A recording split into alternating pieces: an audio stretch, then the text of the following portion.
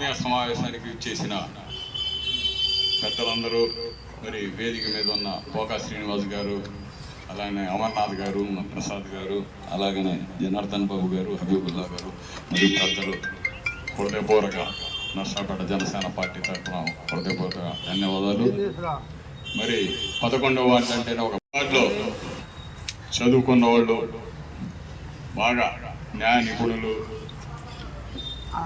బాగా అన్ని విషయాలు తెలిసిన వ్యక్తులు, ఉదయం లేస్తే పేపర్ స్టడీ చేసేవాళ్ళు చాలా మంది ఉన్నారు.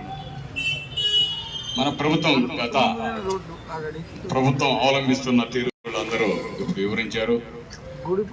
అలాగనే ఈ యొక్క సమావేశం ముఖ్య ఉద్దేశం ఏంటంటే, రాబోయే ఎన్నికల్లో, ఇంకా 2 నెలల్లో వచ్చే రాబోయే ఎన్నికల్లో మనం పోలింగ్ ఎలా జరపాలి, ఎలా ముందుకు సాగాలి, ఎలా చేస్తే సరిపోతుంది, పోయిన సాగాలనేది కూలంకుషంగా చర్చించుకోవడం కోసమే ఈ ఆత్మీయ సమావేశం పరిచయ వేదికగా మనం ఈరోజు పెట్టుకోవడం జరిగింది.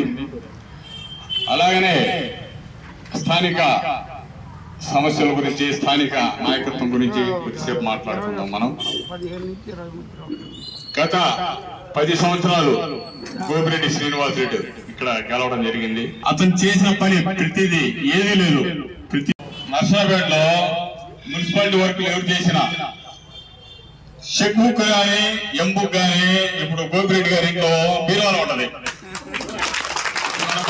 దొరికింది, అది మున్సిపాలిటీ ఆఫీస్ లో ఉండాల్సింది.